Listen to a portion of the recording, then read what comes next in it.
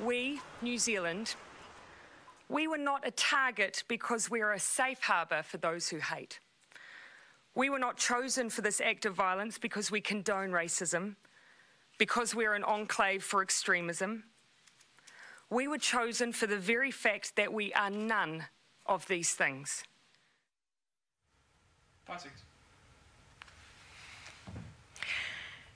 Kia ora, good morning. I'm Emma Jolliffe. And I'm Simon Shepherd. Welcome to this Newshub Nation special, the morning after New Zealand's darkest day. It's being treated as a terrorist attack. 49 people killed, 42 more injured.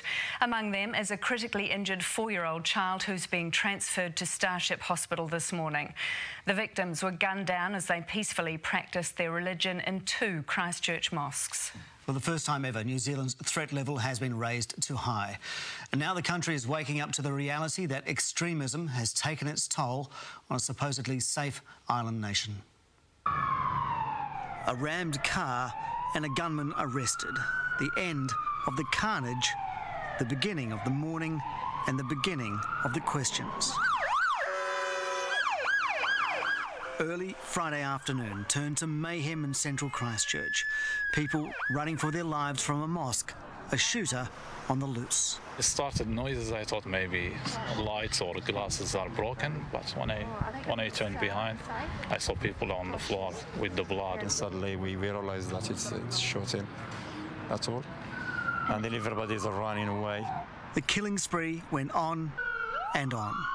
Hearing that shooting after shooting after shooting, it went on about 6 minutes or more. I heard rapid fire, automatic shotgun, automatic rifle, and I saw those people running on the footpath hitting the ground.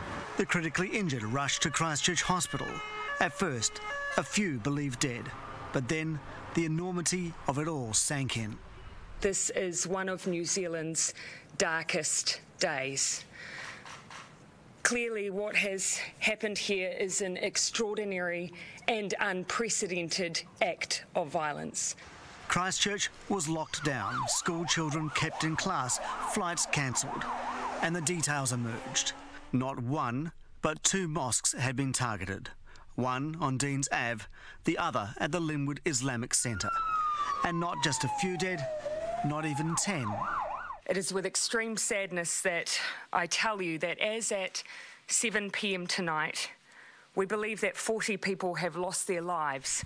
But it wasn't over. At just after 9 o'clock, more grave news. The Dean's Avenue Mosque, we now know that 41 people have lost their lives. And at the Linwood Mosque, 7 have lost their lives. Of the 40 people who have been treated at Christchurch Hospital, 1 has now passed. So the total number of people who have died in this horrendous event are 49. New Zealand's threat level was immediately raised from low to high. The Prime Minister in no doubt as to what had happened. It is clear that this can now only be described as a terrorist attack.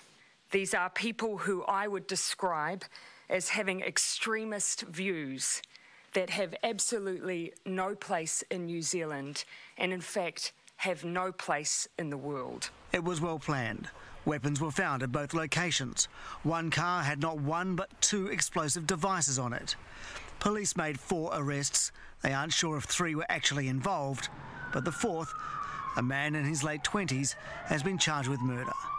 None of the people were on any security watch list. No agency had any information about these people. And I can also tell you that I've been in contact with my Australian colleagues. They have no information on them at all either. Part of our investigation will be to look back at every possibility to ensure that we in law enforcement and security didn't miss any opportunities to prevent this horrendous event. Police are offering support to anyone who needs it, but at the end of an unprecedented dark day, the Prime Minister had this message for New Zealand. We were not a target because we are a safe harbour for those who hate. We were not chosen for this act of violence because we condone racism, because we're an enclave for extremism.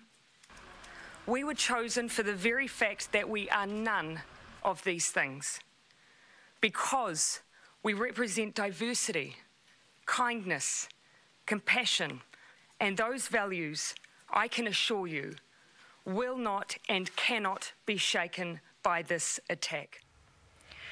49 people have died and 42 more are being treated for injuries at Christchurch Hospital. Mike McRoberts is there, and Mike, medical crews have been working through the night to save those critically injured in the attack. What's the latest? Emma, well, of those 42 who are in hospital behind me, 2 of them are critically injured. One of them, a 4-year-old child, and that child is going to be transported to Starship Hospital this morning. We don't have any further details on the other individual, but it's been quite a hive of activity, the hospital behind me. We've had police coming in and out. We've had members of the public with bunches of flowers. There are flowers laid along the roadside here opposite the hospital as well. So 42 injured with gunshot wounds inside the hospital as we speak. So, Mike, the security cordon is still in place, and what's the situation with that at the moment? Yes, it is, and it is very much a heightened police presence here in Christchurch at the moment. Even in our hotel this morning, there were fresh AOS, Armed Offenders Squad members arriving. We've had a press release from the police, and it is urging people to please be vigilant. They said that there is no guarantee. The risk is limited to Canterbury, and we all need to be extra vigilant. They've asked if anyone sees anything suspicious to call 111 immediately. They talk about the extra staff they're bringing down here, along with the police Eagle helicopter, which has flown in to assist those on the ground. We have had unconfirmed reports too that the police have asked mosques around the country to close for the time being. We'll check that out, and if we have any more details of that, we'll let you know. And a man is appearing in court today. What can you tell us about that? Well, we can't tell you much at all, Emma. We can tell you that he's in his late 20s and he will be appearing in the Christchurch District Court. Charges have been laid, so obviously we're restricted with what we can say. Normally, the District Court would open around 10. We don't have any details as yet when his appearance will be made, but of course it will be of very keen interest to the public here and to the wider New Zealand public as well. This man has been charged with murder and will be appearing in the District Court this morning. Mike, thank you. The Prime Minister described yesterday's mass shooting as a terrorist attack based on extremist views. She said New Zealand was targeted not because it welcomes such beliefs, but because it promotes kindness and compassion. Political reporter Jenna Lynch joins us now from Wellington. Jenna, the Prime Minister was meeting with security officials late into last night. What's the latest? The lights were already on the 9th floor when I showed up here at Parliament about an hour ago. We're told the Prime Minister was here late into the evening and continued working into the morning. Our security threat level has been raised from low to high. As she said yesterday, it's the first time in New Zealand history that our national security threat level has been that high. One of the questions that the Prime Minister will be asking of intelligence officials is, how did we not see this coming? How did we not pick these guys up? No one was on any of our active terror watch lists as far as she knows, and as information starts to drip out, it's hard to imagine how they did slip under the radar. All right, can you tell us what the plans are for today?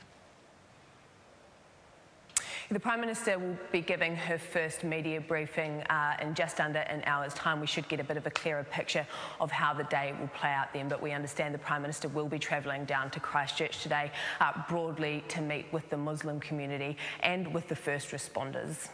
And politicians from all sides of the House have reacted with shock and dismay over the events. Yeah, absolutely. Utter shock, and I think all of them echoing the Prime Minister's statements that these people are condemning these people. The Prime Minister's message to the attackers yesterday was, "You may have chosen us, but we utterly reject you," and I think that is felt right across the House. OK, Jenna, thanks you for the update.